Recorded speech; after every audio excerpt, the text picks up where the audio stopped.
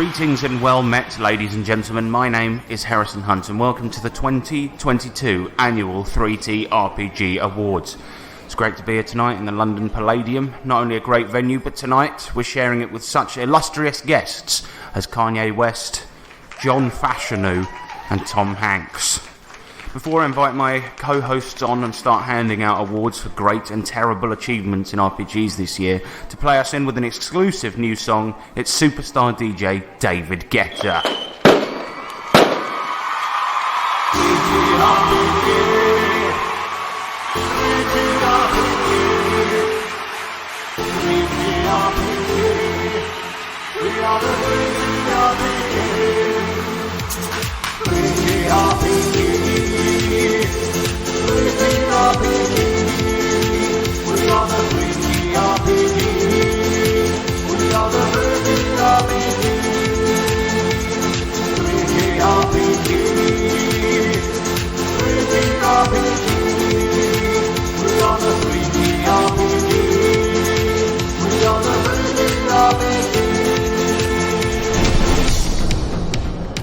Alright, hello listeners, and welcome to the discussion lounge. In this luxurious room, I'm joined by James Clark. What's up, my guys? And Sean Hunt.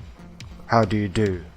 The three of us will be discussing the various awards throughout this star-studded night, but before we give out the first award, let's talk about the format of the show. So, our awards shows, right, they're not good.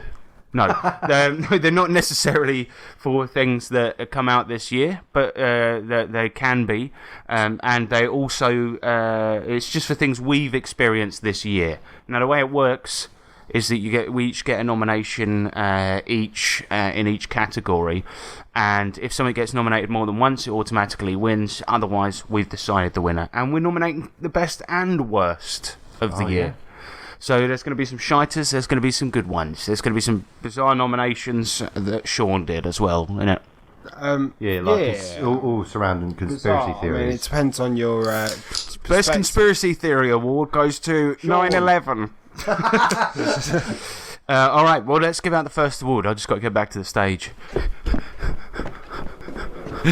And the award and the first award in this ceremony of fun, Best Company, and the nominations are Loki Battle Mats, Loki Battle Mats, and Loki Battle Mats.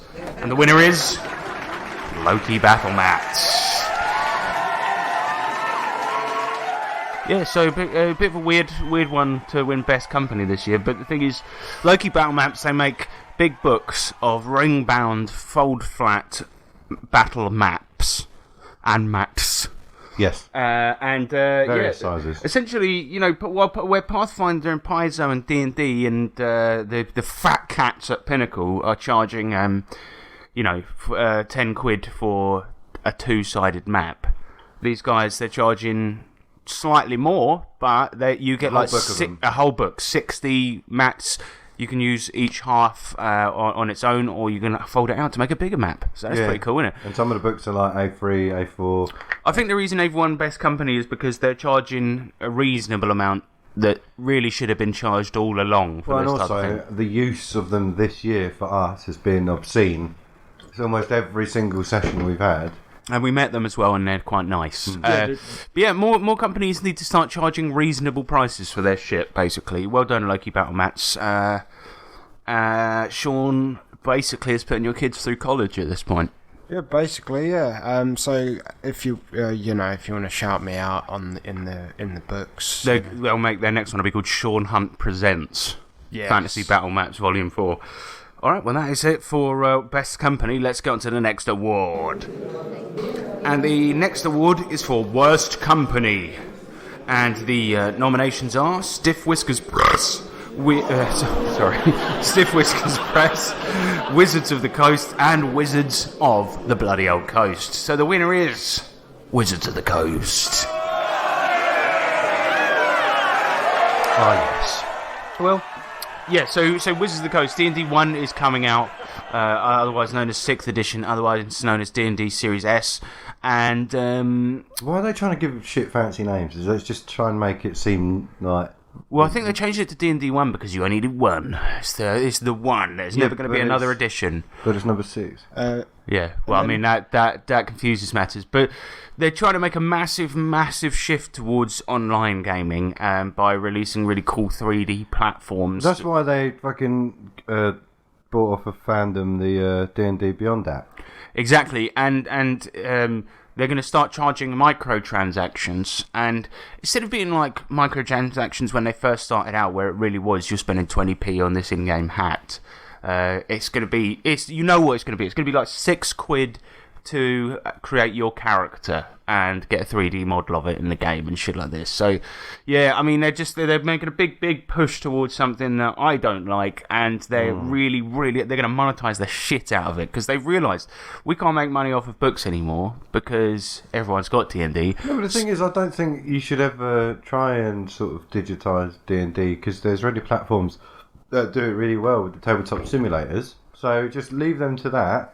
And then do your shit. Do you know what I mean? If you keep it analog, keep it, all book bound, then you'd still get a lot of punters coming and buying the products. I mean, I do get that there's a lot of people out there who play online, right? Yeah. But it's a game about imagination, right? And Roll20, before they started partnering with these idiots, it really was fine. Do you know what I mean? And it's like, but now, so they're shifting towards microtransactions. They're gonna rinse you for every penny. Oh, hang on a minute.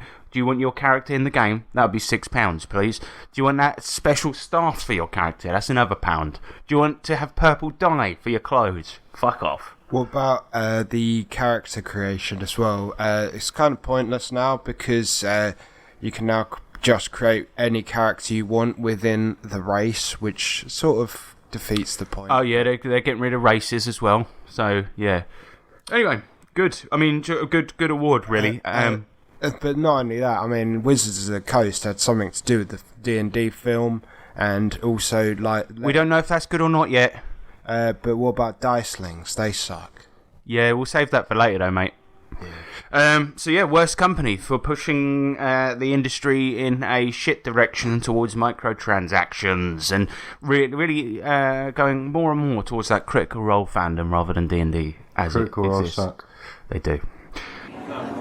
And the next award is for Best Product. The nominees are Caves of Cud by Freehold Games LLC, Pathfinder for Savage Worlds Ultimate Box Set by Pinnacle Entertainment and Paizo, and Pathfinder for Savage Worlds Ultimate Box Set by Pinnacle Entertainment Inc. and Paizo. And the winner is... James? Pathfinder for Savage Worlds Ultimate Box Set by Pinnacle Entertainment Inc. and Paizo. Yeah! Yeah, but to be fair, best product, like, it is fucking great. I know, like, we're sort of, like... Fangirls. Massive fangirling over Pathfinder again, but it's brought the love back. That box set is...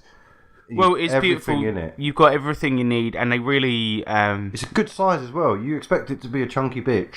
Yeah. Well, that's a very good point. But yeah, they really went all out in making those books look amazing. They got a really beautiful GM screen, and really massively playable. It's just like you say, it's brought Pathfinder back to a point where it's going to get played at tables more, and it's really playable within the Savage Worlds thing. And as a product, I mean, it feels as if like it's one of those you could use for years and years and years. Yeah. Which is like not to be a dick, but like it's not really the same that I would sort of associate with Pinnacle's other products. Like they're good, but they occupy a very specific niche. I mean, a lot of the other ones are just like, well, you can sort of... It's cool if you're... Jump back and play them again at some point, you know. And but Pathfinder, do it, but... Savage Pathfinder could be your game, and that's it. Yeah. And you'd be fine with that. To be honest, like I can't wait to see what characters you guys come up with next. Like even within the classes, you could do something completely different, you know. So. Yeah, and it makes those classes much more malleable than they were originally in Pathfinder. And yeah, it is a fantastic, amazing product. If you want to get back into Pathfinder without the guff, this is the one for you. And with this box set, they've really... You've got everything you need for years and years of gaming there in that one thing. You don't need anything else but the box set to do a campaign. if you haven't got any imagination, you can just use the companion that comes with it. It's got so much. So yeah, even if you're a brain dead idiot, this is for you, isn't it? I think If you haven't got any imagination. I think one of the best things they've done as well is put the Savage Worlds rules in there. So it's like, right, you don't even need anything else. That's a very good point. Yeah, don't even need Savage Worlds to play this Savage Worlds thing. Yeah. Perfect. Well, that's always a big triumph, because most of the Savage Worlds products that come out, and it always is something that says, "Oh, you'll need the need the core rulebook." Yep. I miss the days when they used to, because they used to do that with Solomon Kane as well, and like loads of other things. But yeah, this is it's the best version of D&D available, and it's not rules wise, it's not even closely resembling it. So there you go. The next award is for worst product, and the nominees are Mannerism RPG by Guy McDonnell and Laura McDonnell. I'll do that again. Mannerism RPG by Laura and Guy McDonnell. D&D Beyond from Fandom/Wizards of the Coast, and Dicelings by Hasbro. And the winner is Dicelings by Hasbro.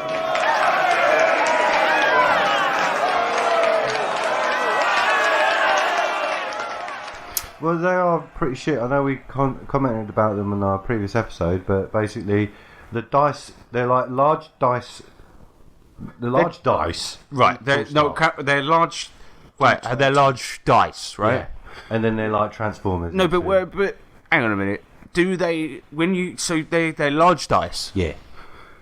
And the dice itself, when it's large, looks quite nice. So Nice large dice. Nice. So what it is is that so like, do you want an oversized D20?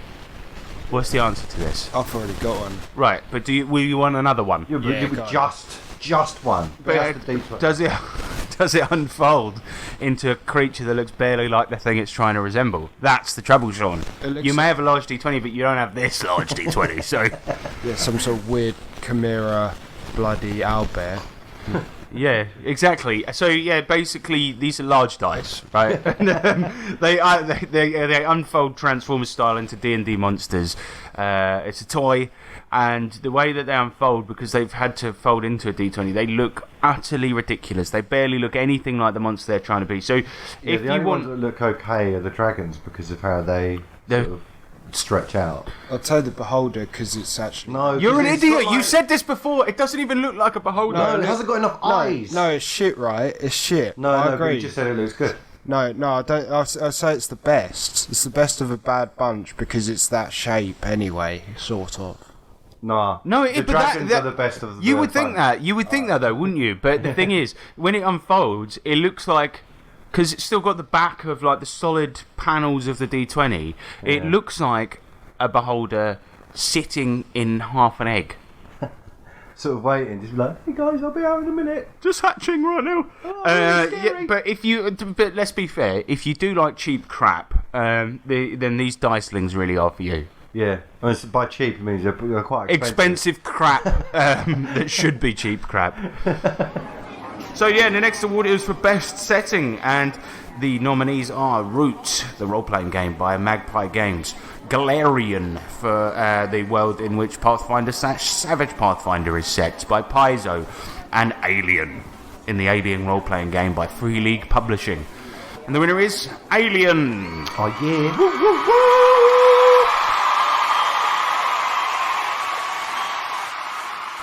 Yeah, I mean, what can you say?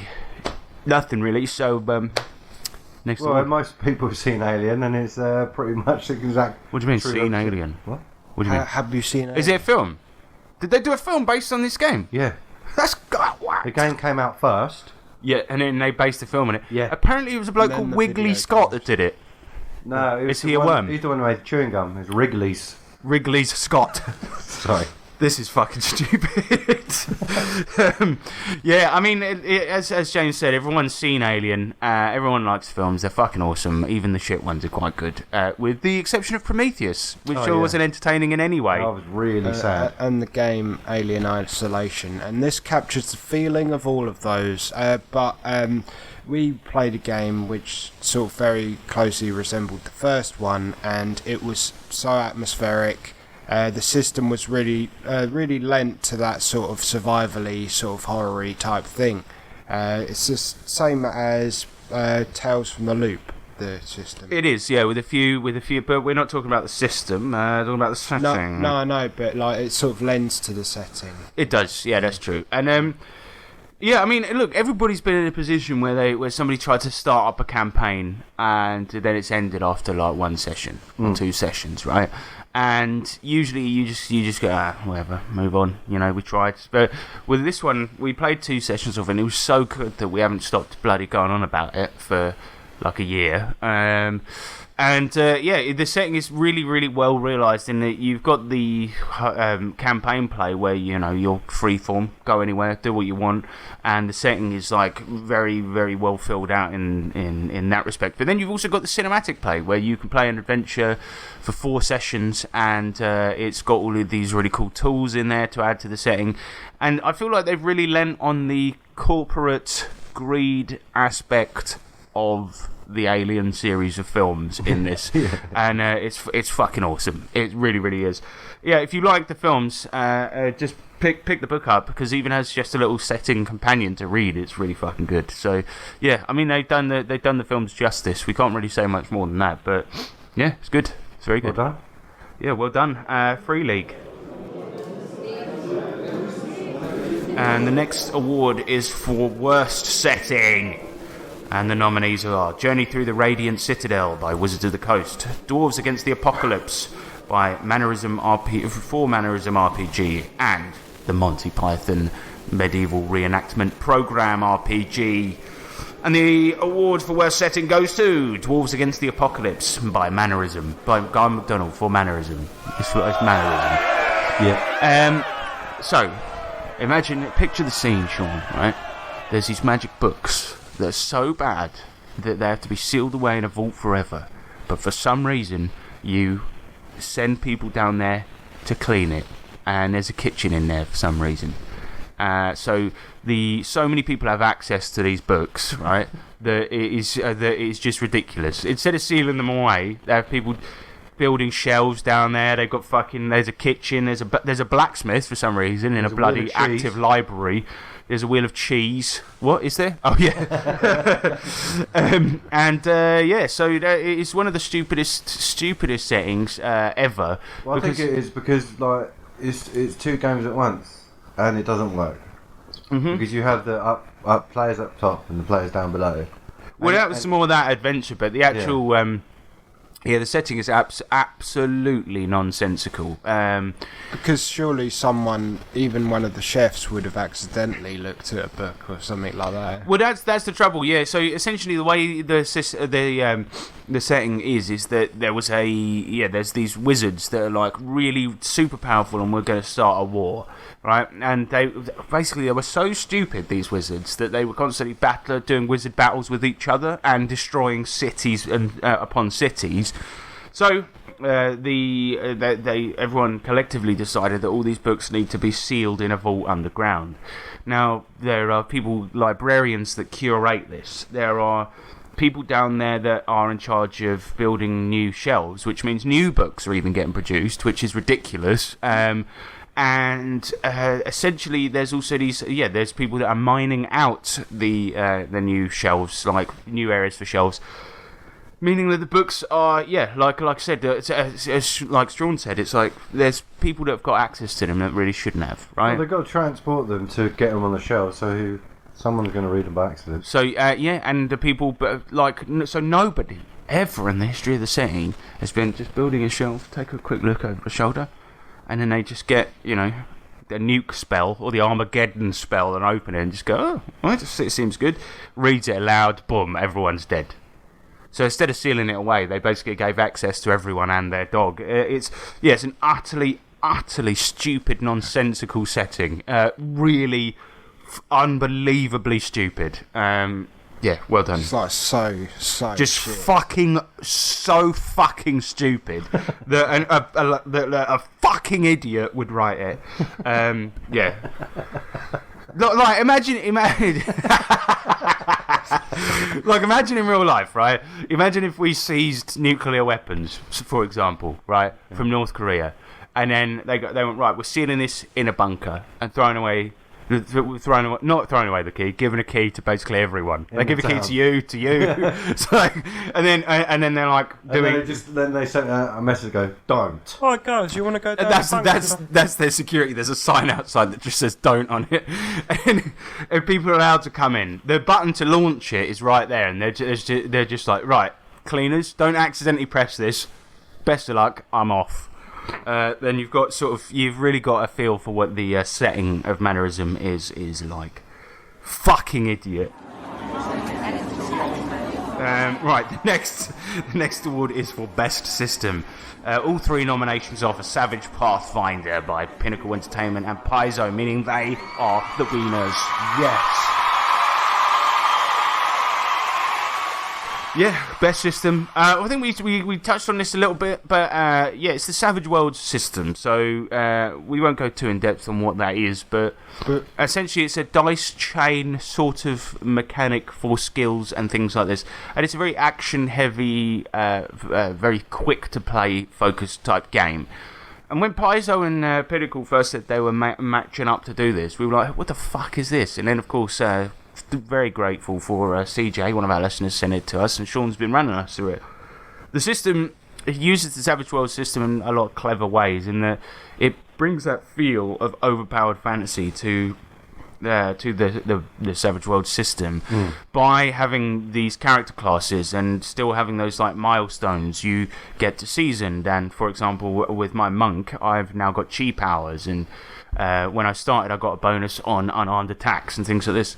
But then within that, what makes it so brilliant, I think, is the Savage Worlds system really allows for a lot of customization within characters, and now you can just do that. So I think it's the perfect mix of the Pinnacle and Paizo's minds in that regard, because as you do level up, you get the Paizo standard increases, like you were saying, and then obviously the Pinnacle side of the customization. So you can really you could have 2 people built exactly the same at the beginning, and then by the time they're seasoned, I think they're completely different. It's probably the greatest thing about it, because like you say, you've got in Pathfinder and indeed in D&T, like a lot of characters end up feeling the same, right? Yeah. If 2 people on a team picked a wizard, for example, yeah, okay, they're probably going to pick different spells, but roughly they're going to feel the same. Yeah. And you same goes always associate those 2 as, oh, they're the wizards, and they're always going to be thought of as the same kind of person. But in this, let's say you could build a wizard. Yeah, you're going to start off with your bonus spells at level 1 and things like this. But then you've got 5 levels between that and your next class upgrade, right? So you could take shooting if you want to be a wizard with a gun, which is the coolest thing I've ever said out loud. And there's also, yeah, you could be a wizard with a gun. You could be a wizard with driving. You could take an edge like free, first strike. So whenever somebody comes past you, get a free attack with your staff. Just your guy slinging spells around the battlefield, but somebody comes up to you, bah! You just smack him in the chin with your staff. Well, you could be like a rogue wizard, mate. That'd be sick. Yeah, you could a wizard. A wode. A wode. A wode. Chet wode.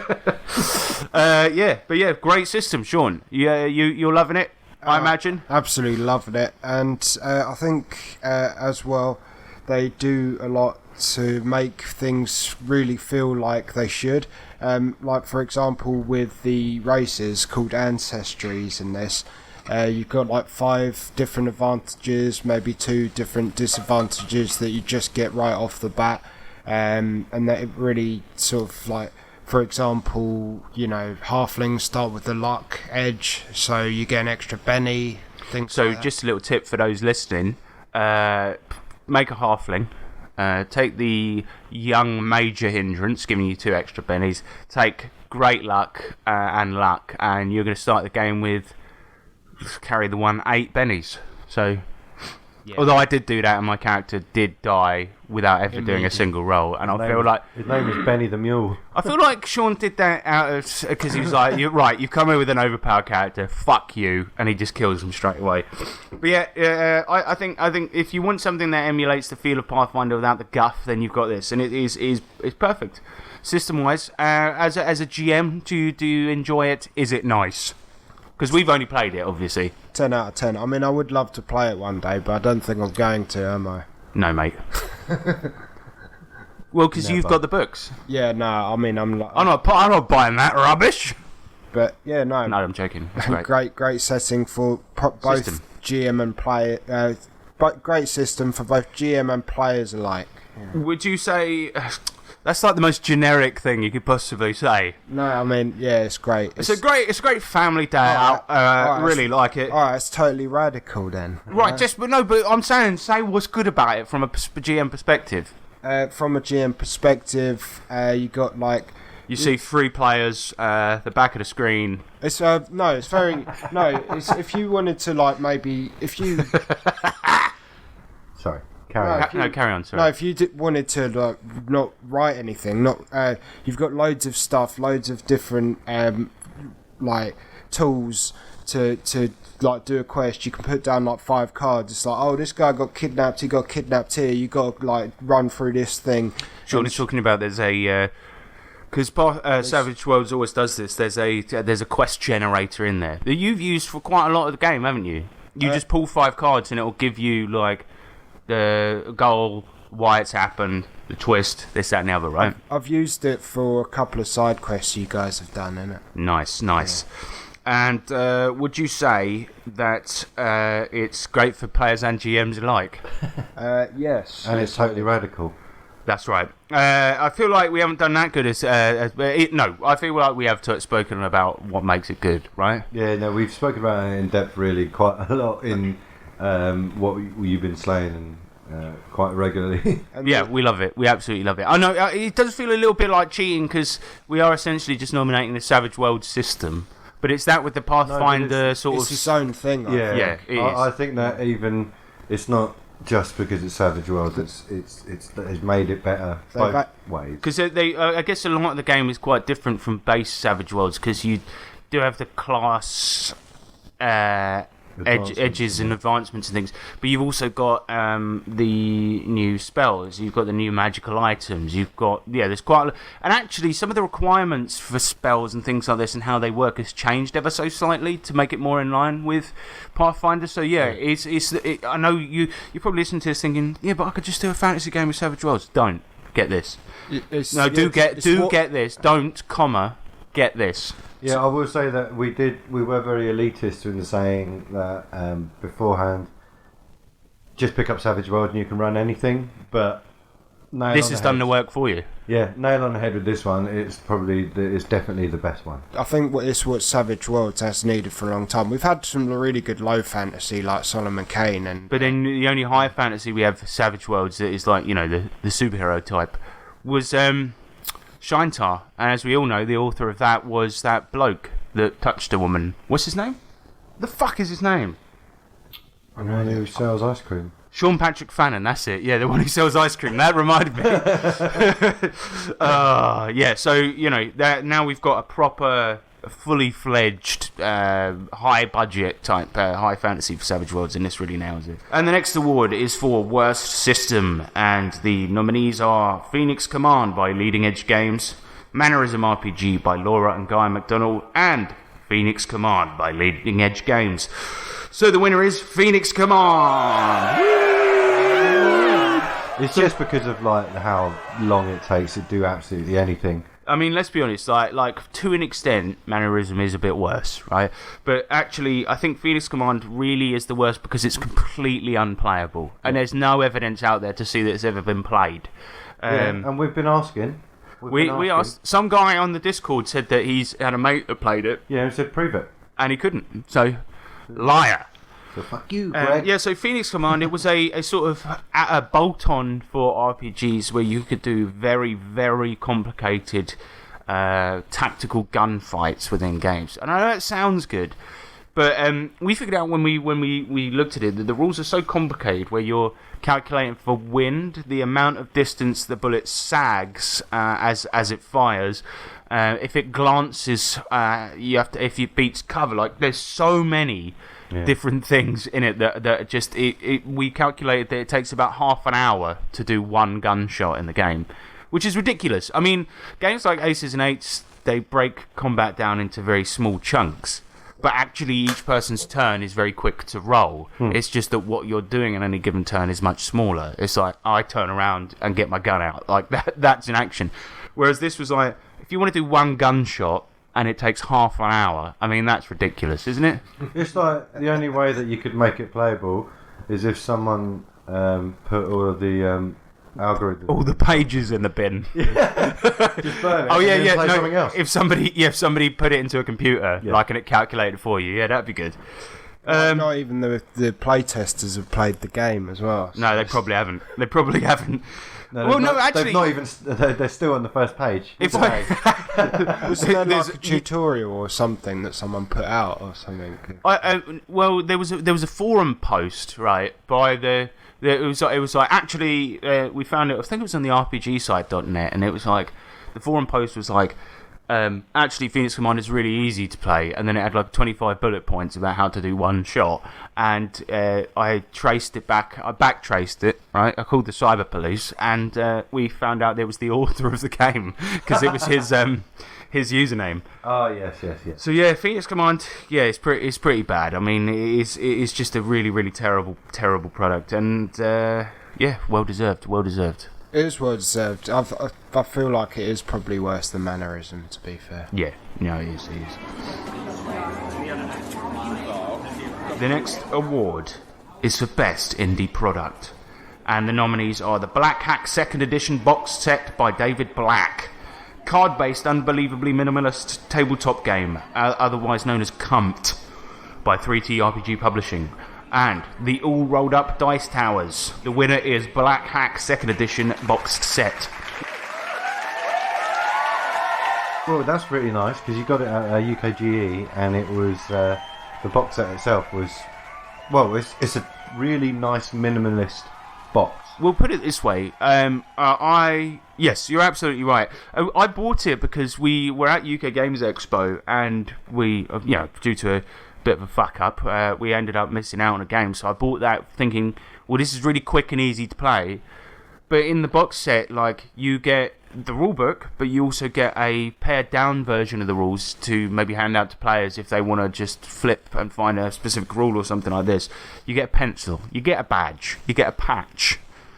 But that's all irrelevant. But yeah, you get a bunch of pre-printed character sheets. You get tiny spell books that have all the spells in them. You get a notebook for players to add setting details. A notebook for maps. You get and the GM screen and a set of dice. So you get everything you need to play the game right there. And it's just beautiful. It's one of those that's like really minimalist, really nice, has everything you need in one box, and it only cost me, oh god, I think it was £40. And to put that in perspective, that you're getting an awful lot of stuff in that box. Like every single accessory that exists for the game exists in that box. But you also get like a bunch of drop dice. So in the book, there's like loads of tables where you drop a dice onto it. Yeah, that's really cool. Yeah, and it's a bit hard to do with opening the book because obviously the spine, and it doesn't lay flat, so they've printed off all of those as well. You put it inside the lid, and then you drop a dice in it, and where it lands means something. Absolutely beautiful. And to put it in perspective, £40 for that box set,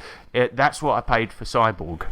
So that's one book, and I got this entire box set for £40. One of Pinnacle's box sets, I mean, the new Deadlands ones is £50, but they're usually about 100 to 120 quid. Yep. I think the Pathfinder one is actually that price, isn't it, Sean? Yeah, it is. Yeah. So really, really well deserved, and just a great version of D&D as well, with a lot of cool rules like the soaking damage with your armor dies and then repairing it. You've got great rules for combat. It's entirely player facing, but still maintains the feel of D&D. So, yeah, if you want a simplified version of D&D, this is the one to go for. And this box set is absolutely beautiful. I will say this: I didn't nominate card-based, unbelievably minimalist tabletop game. Why did you nominate that, James? Was it a joke, or do you actually like it? It's great. Liar. No, it is not great, but please buy it. I think it's on sale, isn't it, at the moment? Yeah. So it's down from £4,000 to 89p. So, that's like sort of a sub-award within this. Go and get that. Great game. Also, Black Hack. It's alright, but it's no Cumped. Cumped. And the next award is for Best Adventure. And the nominees are Mercy on the Day of the Eel by Goodman Games for DCC Lankmar. By the Sword for 13th Age by whoever does 13th Age. Mercy on the Day of the Eel by Goodman Games for DCC Lankmar. And of course the winner is Mercy on the Day of the Eel. I do think maybe there's a possible little bit, maybe tiny bit of recency bias going in here, but yeah, I mean... Always is with our awards. Yeah. And the winner is that thing we played last week. Yeah, good adventure. See you later. No, but the thing is, right, we haven't actually played that many published adventures this year. I mean, I would have nominated the Alien one, right? But we don't know how it ends. I mean, it could be really shit after the second episode, couldn't it? Oh, wait, can I change mine to Alien? Yeah, okay. Cool. Sean has officially changed his to Alien, and the winner is Mercy on the Daily Eel. Actually, we should have given Alien the award. Yeah. No, it's too late now. Can't go back. We know there's no changing it. No back season. Shall we change it to Alien? Yeah, let's change it to Alien. And the winner is That Adventure from Alien by Free League. So, yeah, I mean, this is one of the greatest. We've only played half of it, but it was that fucking good. Let's be honest, right? Because the thing is, the game, it comes with a bunch of these, bunch of stuff that where you can just wholesale port it into Roll20. And as far as online games go, I don't think I've ever played one that has as good as a feel as this one. Do you know what I mean? It really was absolutely spot on with all the materials you get for Roll20. And in addition to this, the thing is, the way they've done it, where they've made the adventure so that you can, I think it's the starter adventure from the actual book, right? And they've made it so that you can port it into campaign play and make your own characters and play it that way. Or you do the cinematic play, which is what we did, where they make the adventure so it's literally 4 episodes.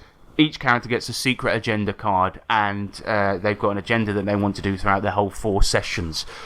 And there's some seriously nice illustrations in between you being on the map and all of this stuff. Oh yeah, you've got the fucking maps of the ships. See, the adventure is fantastic, and it's all about these like corporate idiots with their secret agendas, where they sort of, one person hates another person, one person is just got this attitude where they just want to get the job done, one person doesn't give a fuck about the job, and maybe your character hates them, and it's like, it's like it gets that feel where, so essentially the adventure that we played was that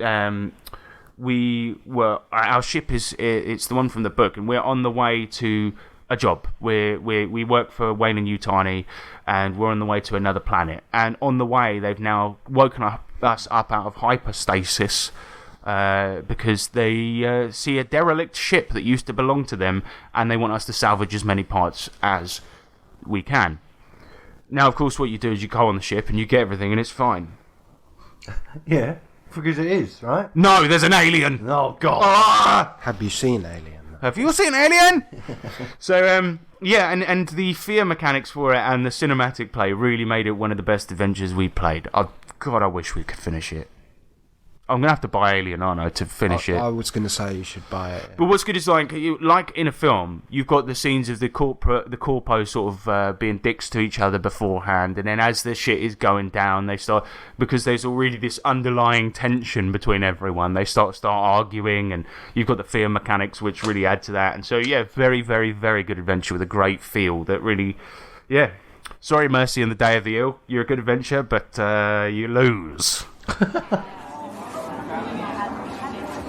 And the next award is for Worst Adventure, and the nominees are Dwarves Against the Apocalypse for Mannerism RPG, Tales of Equus in Trier, the storytelling game, and Dwarves Against the Apocalypse for Mannerism RPG.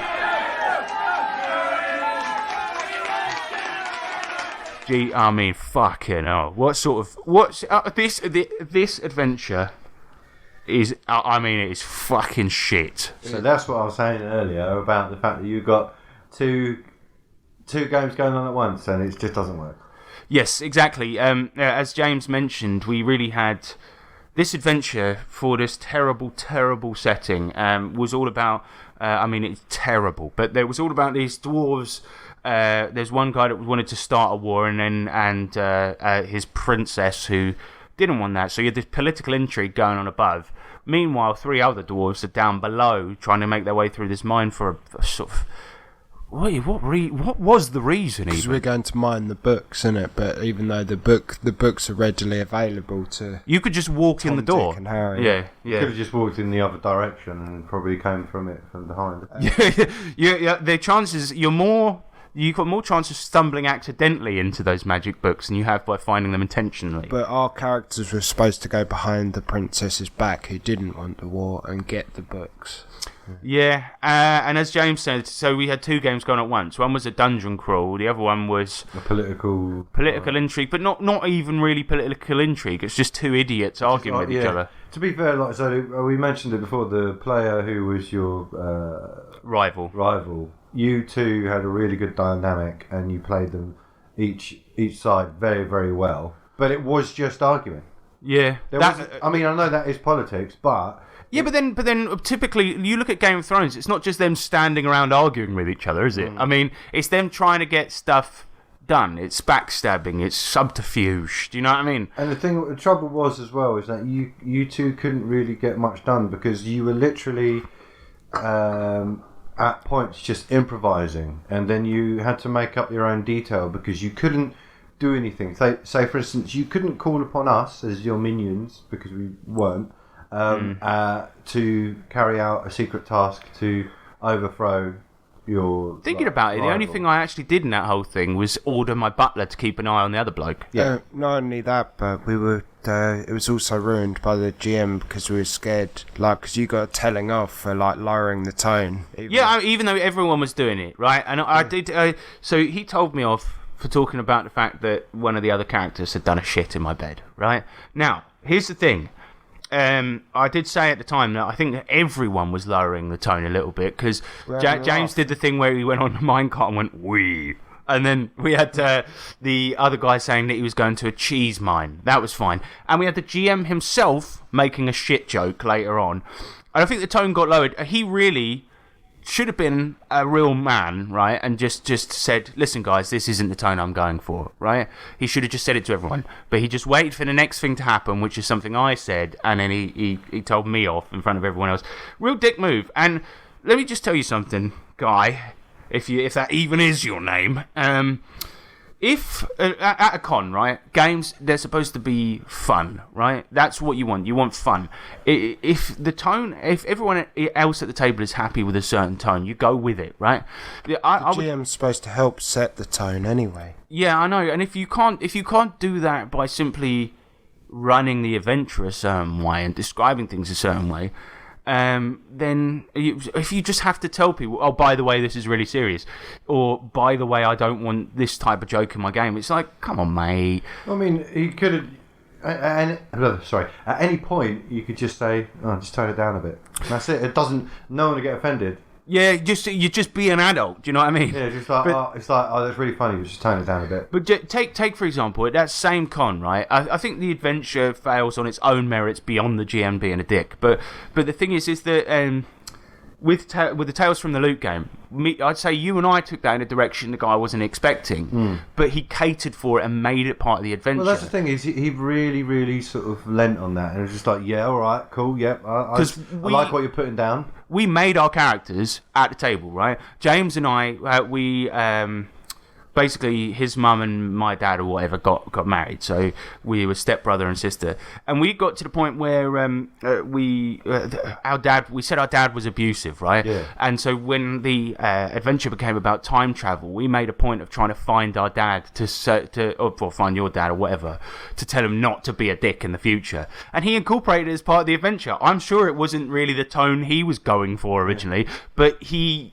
awarded our thinking, our improvisation, and our roleplay. I came up with an idea during Dwarves Against the Apocalypse that you know, perhaps because of our rivalry, my rival had left a little present in my bed as sort of revenge, right? Yeah, but it was also, I swear it was like a quote from a film or just a general... I thought it was a metaphor. Yeah, and you know, it was one of those things was, you know, I want to know when he breathes, I want to know when he takes a shit, you know, that kind of stuff. I think, yeah, I know I got it from a film, but it was that level of reference where it's just like, I want to know if he went at what time he blinks. And how many times he blinks exactly. a day. It was just an expression.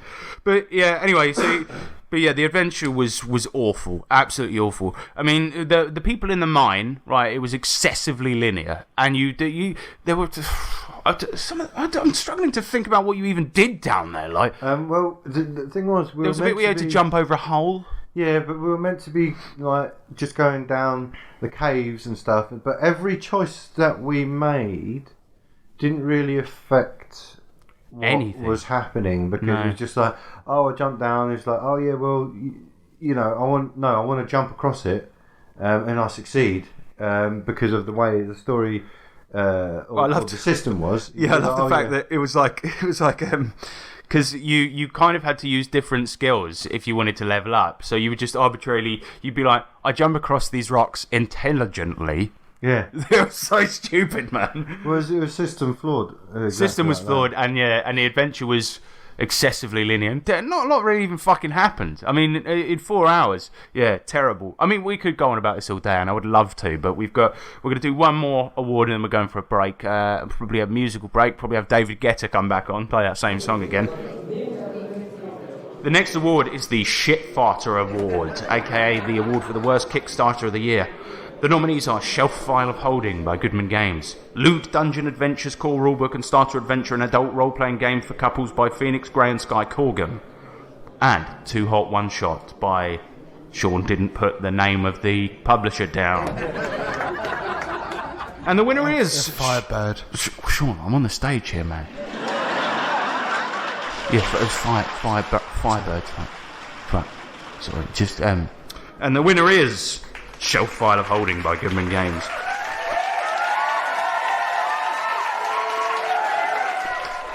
Can I make a suggestion here? Can I make a Badman Games? Oh yeah. Goodman Games are one of my favourite companies, right? They don't do shit products, that's a fact, but now they do.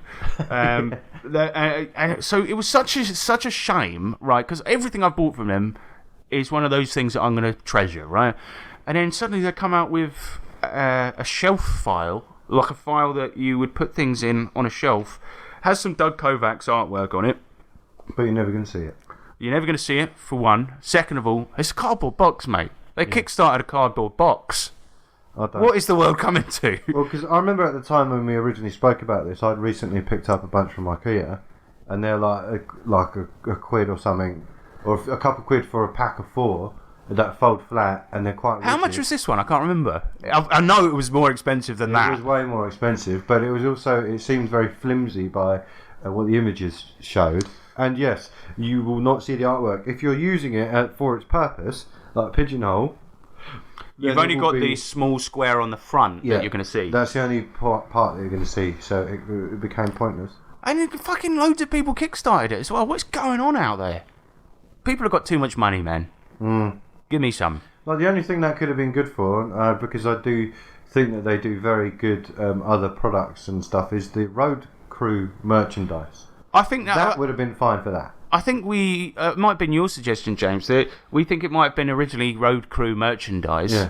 That they then thought, we need a cash injection here. We're going, and so for those that don't know, the Road Crew is like, if you run public DCC games, Goodman Games will send you little bits of swag to give out, like pencils, stickers, bookmarks, and things like that. Depending on how many you run a year, you get better swag and stuff, and you get official, unofficial titles that you can give yourself at the table that you're playing the game at. So this would be perfect fodder for that. Yeah. Like stationery that people get that reminds them TCC exists. That's sort of the point, isn't it, really?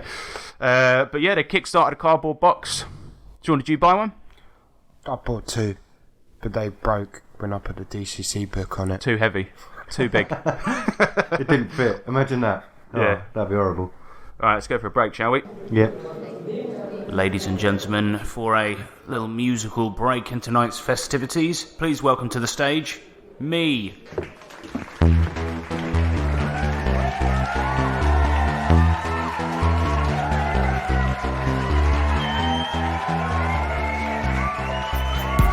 I hit him, then he hits me. I hit him, then he hits me. I hit him with a mace, then he hits me. Doesn't really matter, cause I got 43 HP. I gotta hit a different guy now, so I'm ready for my mace, and I turn around. I hit him, then he hits me. I hit him, then he hits me. D&D, it's all about attrition. Pathfinder, it's all about attrition. 13th age, it's a war of attrition. Do you really want to play 4 hours of missing? D&D, it's all about attrition. Pathfinder, it's all about attrition. 13th age, it's a war of attrition. Made RPG is the game that I'm missing. Hit him with the spell, he hits me. Hit him with the spell, he hits me. I go down, but it doesn't really matter, cause nobody dies in D&D. Saving throw, get back up. He misses me, hit him with a spell. Magic missile, does 3 damage. Loot the corpse, nothing in his baggage. D&D, it's all about attrition. Pathfinder, it's all about attrition. 13th age, it's a war of attrition. Do you really want to play 4 hours of missing? D&D, it's all about attrition. Pathfinder, it's all about attrition. 13th age, it's a war of attrition. Made RPG is the game that I'm missing.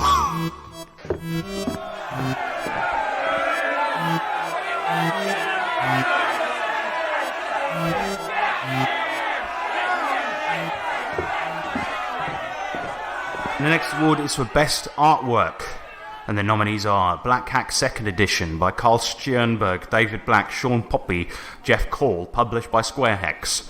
Cyborg by Johan Noor, published by Stockholm Cartel. Root the Role-Playing Game by Kyle Ferrin, he's the artist, published by Magpie Games, and the award goes to Root the Role-Playing Game.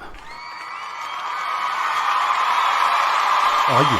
Yeah, the artwork is, because I'm a deeply shallow person, the artwork is what drew me to this game to begin with. I like cute things. It's cutesy, yeah.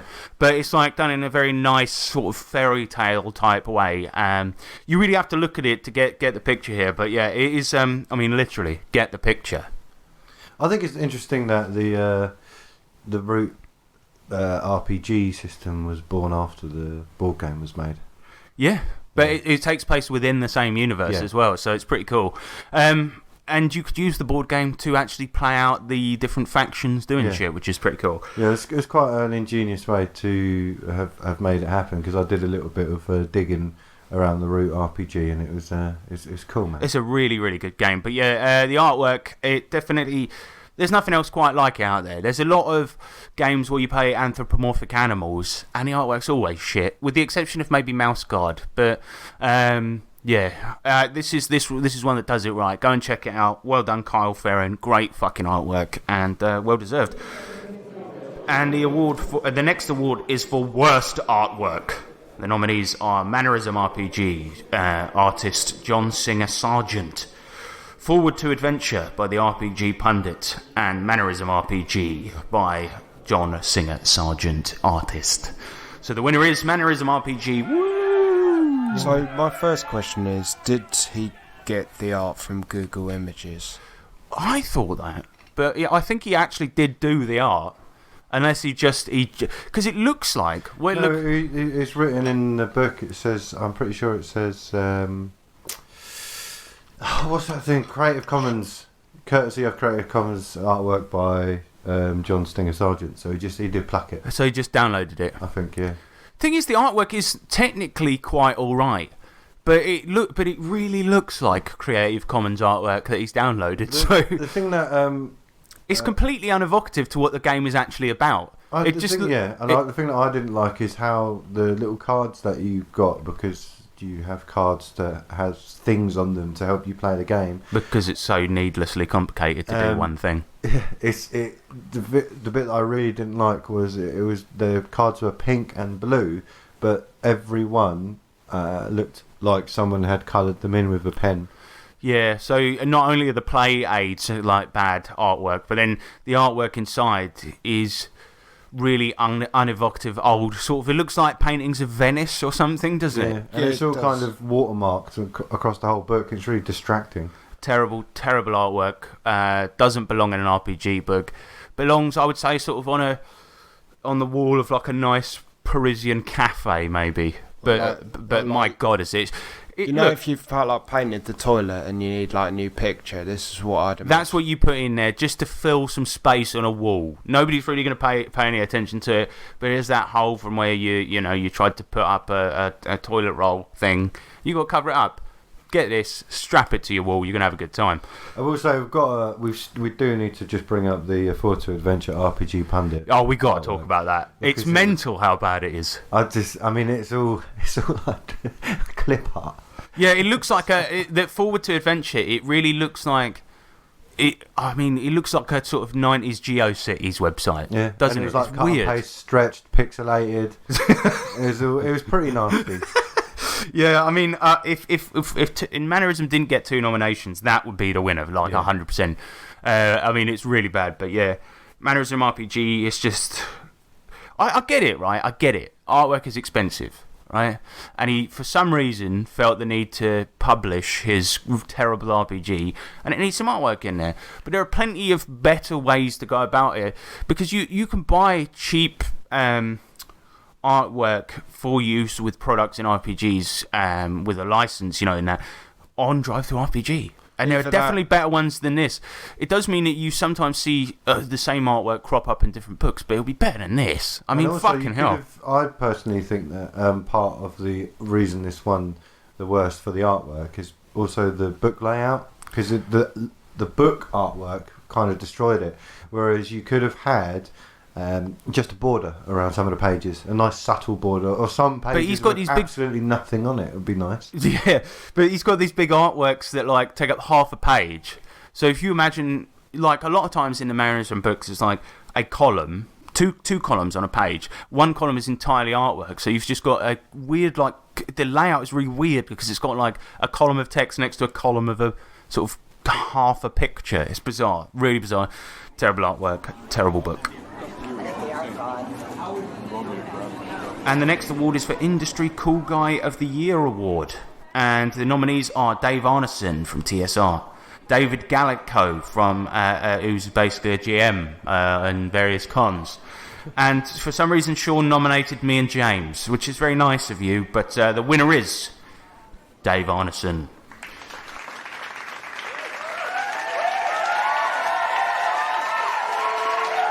I think when it was discovered this year that Dave Arneson had wrote pleading letters to Wizards of the Coast to be part of D&D again after the corporate machine had really shoved him out of the game he helped create. And I think when we did the digging for this episode, for that episode, I was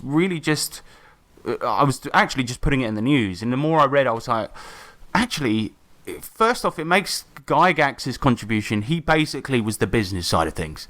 And he basically took Arneson's ideas and ran with them. And it seems like Dave Arneson really was the brains behind everything, but did not have a business bone in his body. But he knew how to make fun games. He knew how to make great products. And really, his contribution to D&D is probably the largest of anyone in the history of the thing. I think Gary Gygax is the face of it, but he took the credit for someone else's hard work, which is a classic sad trope in this industry and many others. Exactly. Dave Arneson, sadly RIP. So consider this to be your, if you're listening, Dave, to be your sort of lifetime contribution award. What is it called? Lifetime achievement, whatever.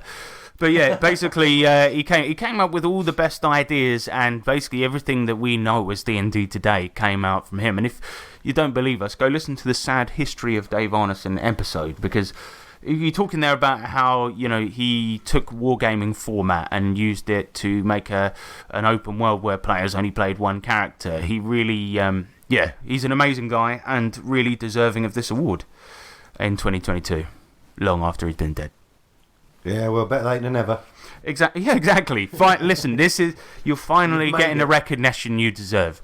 He's going to be in an episode of Futurama any minute now. I know it. I think it's up to us to tell the people how history really went down. Instead of you're going to start talking about 9/11 again. Listen, it's up to us. I've got my YouTube channel, right? Conspiracy theory. Dave Arneson, was he even real? Have you seen Alien?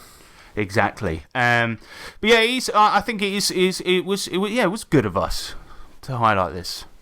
Well done us. Well done us. So really, we win. And the next award is for Industry Douche of the Year.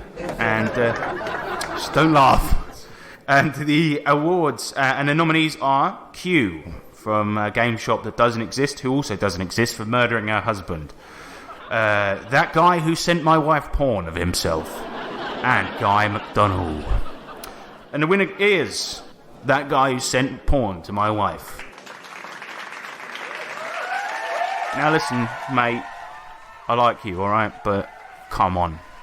The thing is, I think it's more so that it's quite a funny story now if you look back at it.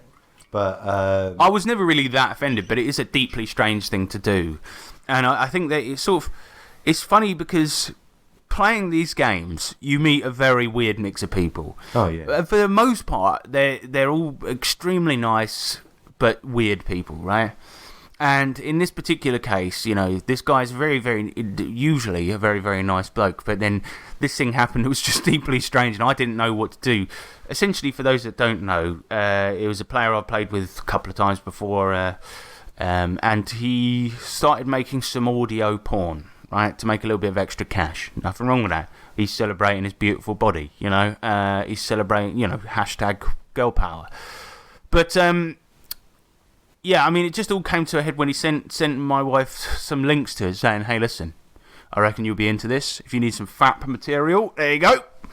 And I was like, I don't know if I should... it really, really was difficult, like, trying to decide whether or not I should be annoyed about it. But instead, what we did any mature person would do and brought it up on a podcast and talked about it.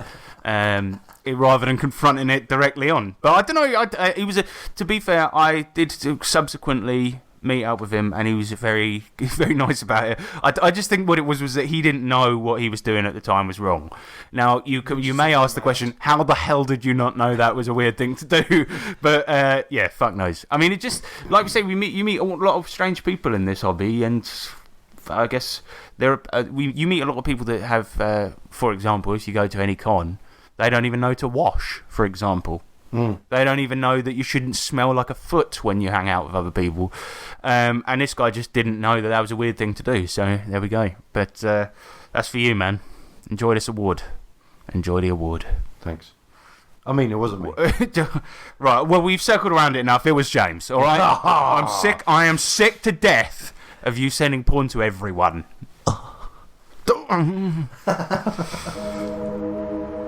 No one will take our prized lemons from us. Hey, has it been about 10 seconds since we looked at our lemon tree? It has been about 10 seconds since we looked at our lemon tree. Hey! Hey, what the fuck? Alright, the next award is the People's Choice Award. Now, I'm not gonna do a big announcement for this one, but this is essentially on the 3TRPG Discord, which is in the links here. We had a lot of runners up this year, and I've got to be honest, I'm not really that happy about this People's Choice Award because it was a very weird one. Essentially what it is people can nominate anything they want from the industry, and other people can vote on it, and the one that gets the most votes is going to win the People's Choice Award. Now let's talk about some of the runners up before we get to the main one. Cyberpunk Edge Runners, have you seen that? It's an anime based on the tabletop role-playing game. I've heard it's quite good. I watched a bit of it. It looks quite good. Yeah, I've heard it's quite good. It is on my list. I just haven't given it the time of day. But yeah, CJ nominated that for best adaptation of a tabletop game into an anime, which is quite specific because I don't think there have been many others. There's the Critical Role one, but that's Critical Role, not D&D. Yeah. So, I mean, well, that certainly wins that category. Holler for Savage Worlds for best vaporware. Somebody nominated. Now, vaporware, that is like...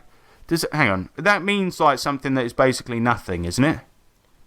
Vaporware, meaning software or hardware that has been advertised but is not yet available to buy. Oh, okay. I thought it was out, you know.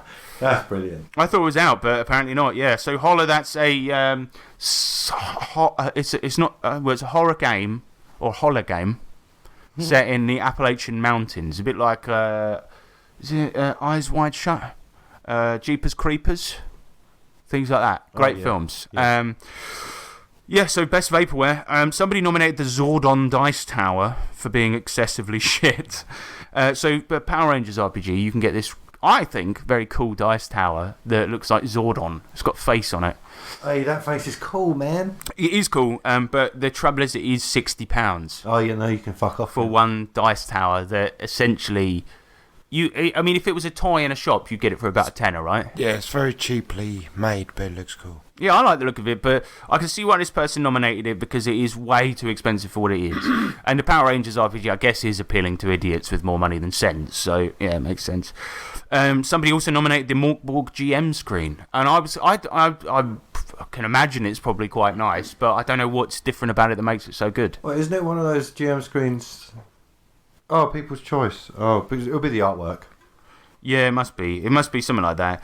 I actually nearly bought. I came dangerously close to buying this, but I don't know what's so good about it. It's got 5 panels. It's got a portrait of a wall of death. Yeah, pretty cool. So those are the runners-up.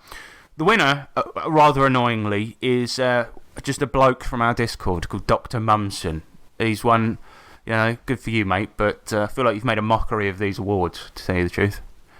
Why the fuck did he win? Oh, he won for Dankest Meme Lord, because he does a lot of memes on there. Did he do the Greg meme then?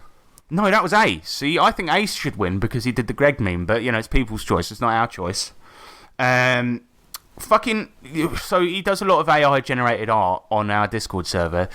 So much that I actually had to create a channel just for him to do that in because it was becoming annoying. So I don't really feel he deserves this award, but everyone else seems to think he does.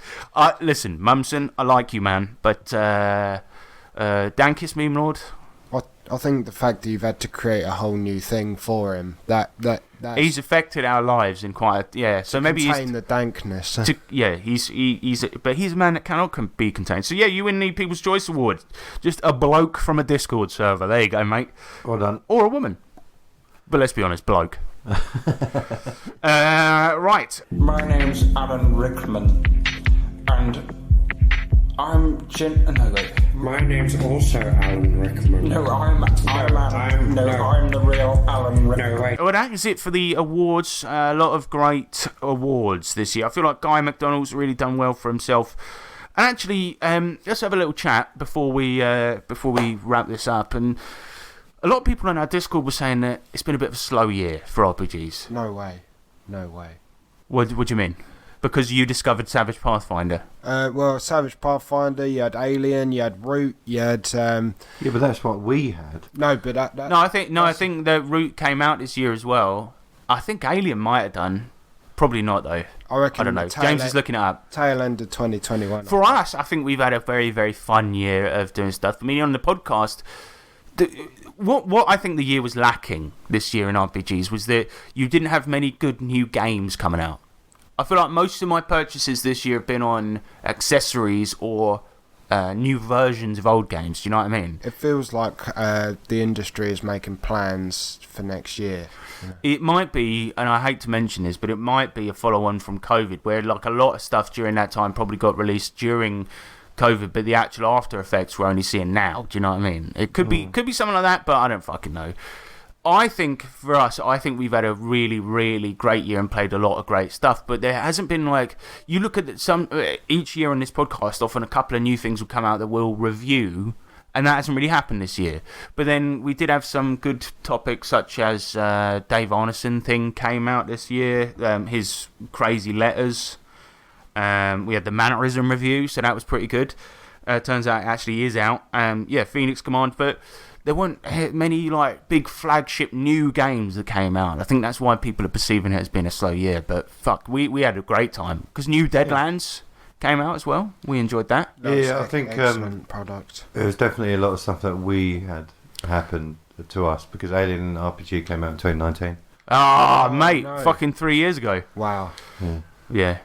Yeah, so maybe it was a good year for us, but I can see where people are coming from because there were not many things that I got turbo excited. I was like, oh my god, look at this new game. Do you know what I mean? And that usually probably happens about once a month for me, but this year it really wasn't the case. To be fair, Savage Pathfinder is one of the best products ever, and also Root is probably one of the best as well. To be fair, yeah, I'm really happy with that. I think it's really nice. The Root, the role-playing game version of it, because it looks like. Pardon me. It looks like the board game had a really good following. That I saw an old couple forum posts where someone was just like, "Hey, how about you just give me the money and I'll turn it into an RPG?" So a lot of people were really asking for it. Well, because the setting is so good. I'm away from my mic, but it's because the setting is so good and the thing is, in the board game, it's all about these, woodland factions that are at war or politically trying to get more space and territory in the woods. And the way that the game works is that you kind of, at the beginning, you get a clearing map, and you actually roll and fill out where all the different factions are, what's going on with them at that time. And it's a really unique way of doing a setting, and I absolutely love it. I'm so glad that it was good, because I really did just buy it on the strength of the artwork. it was an impulse buy, wasn't it? It was, and I'm very, very happy I did it. Although the guy that sold it to me did call me mate several times, and he was American, which really got on my nerves. But I don't think that's the fault of the RPG, is it? No. Listen, mate. There's also the video game, which is actually quite similar to both products. It's basically the board game, but you can play on a phone or a Switch or PS4 or Steam. The only thing is, I don't think the artwork really translates over. I hate the way the game looks. It's bad, but it's annoying. But as we've discussed, I am very shallow indeed.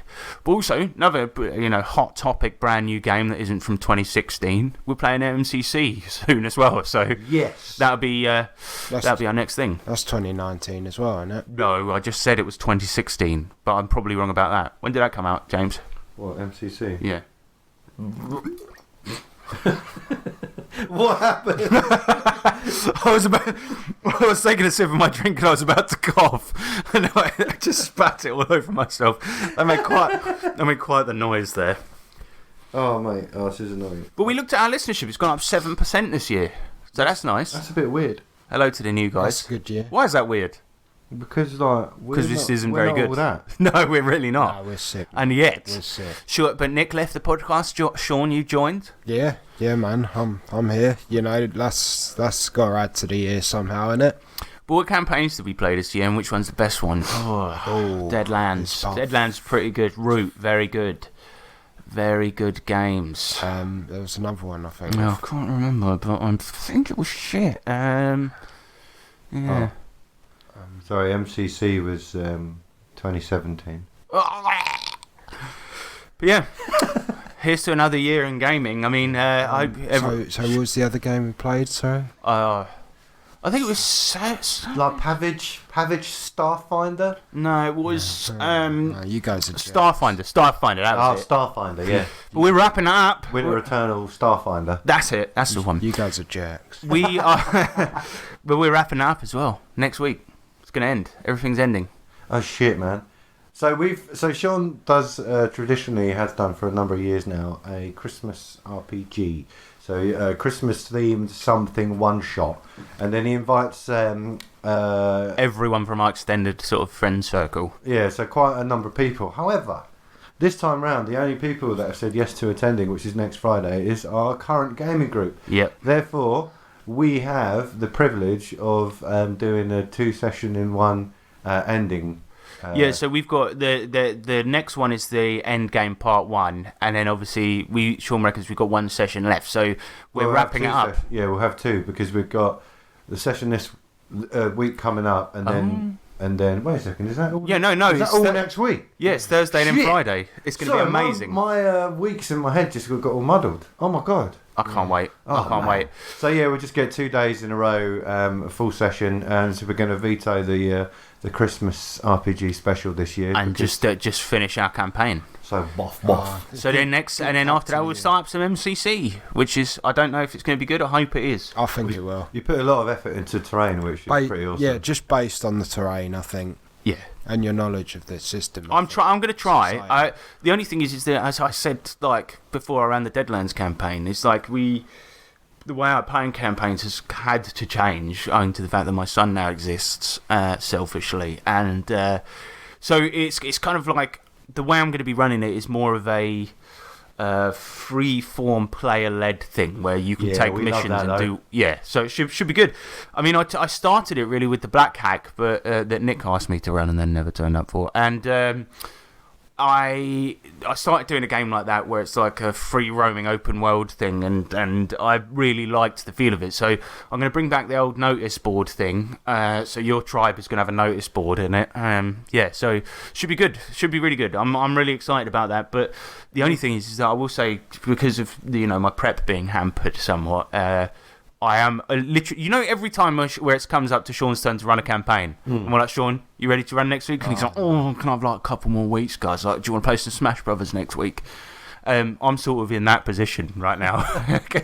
I know I've been, because in the campaign I've been trying to urge us to get to the end of it, right? And it's not because I want to then bounce off to MCC, but it's because my character keeps fucking dying, and I'm really worried that if we currently, right, we're about to do the last mission, face the final boss, and we've currently got a tree ant called Trent on our team. We've currently got King Kong in a Pokeball. We've currently got a summon of your character's mum from another universe with a bunch of guns. Yeah, cyborg mum. And we've got 2 resurrection potions, and I don't want to waste any of that on a side quest. I think you guys are going to need to buy and sell before you go on this. Oh, we're doing that, obviously. Yeah, we're doing that, and we're going to go back and get some corn as well. But yeah, I think I've had a fucking blast with RPGs this year. It's just, I feel like the industry hasn't been as exciting as it usually is. Well, to be fair, I know there's not many cons that we've attended, but UKGE was pretty awesome.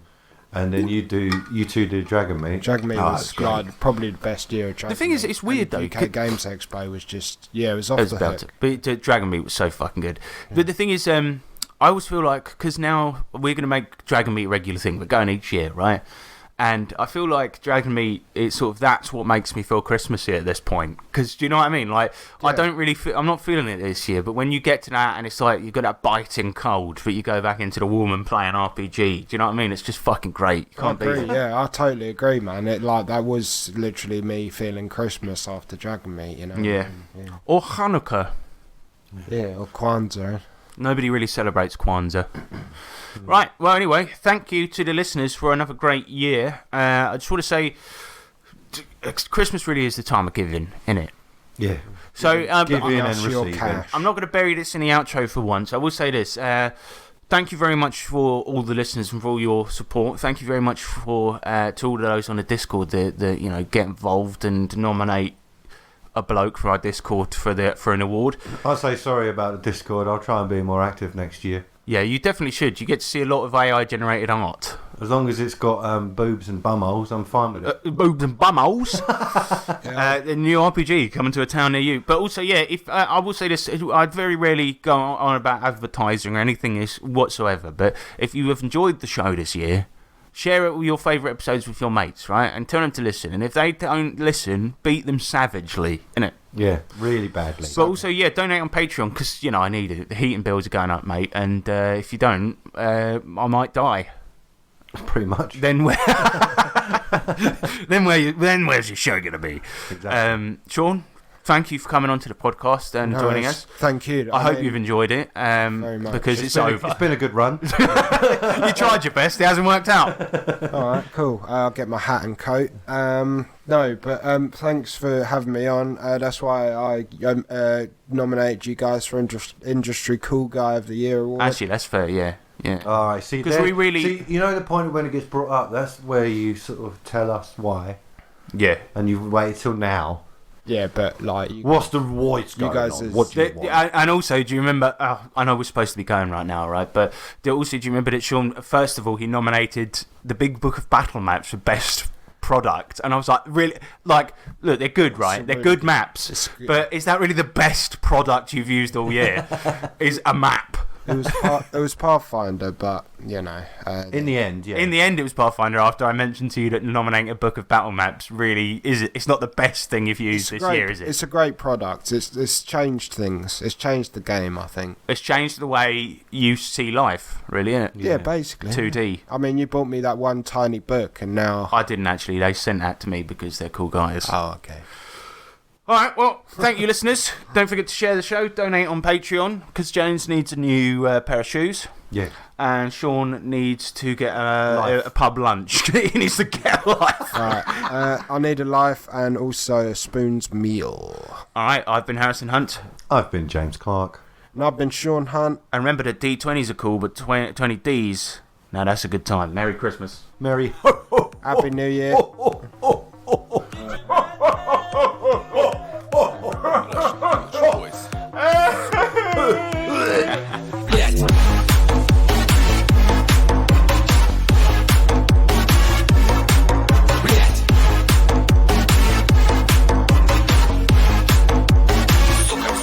done. Right, my wife's come back in the room. We were supposed to end the podcast there, but she said, don't you think we should thank Nick for all of his contributions? I think we already Thank did. you, Nick, for all of your contributions.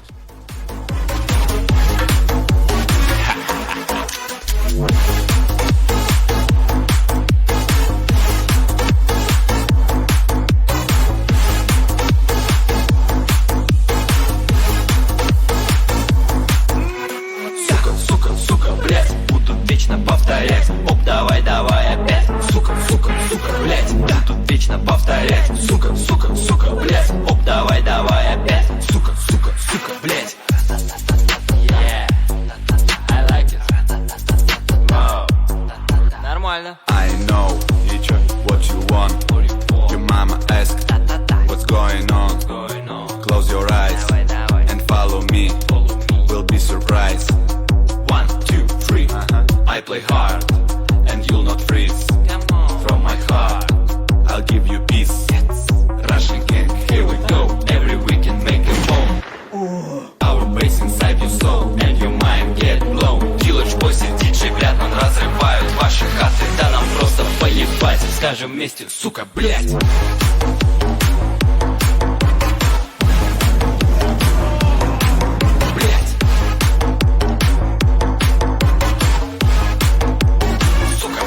Сука, блять.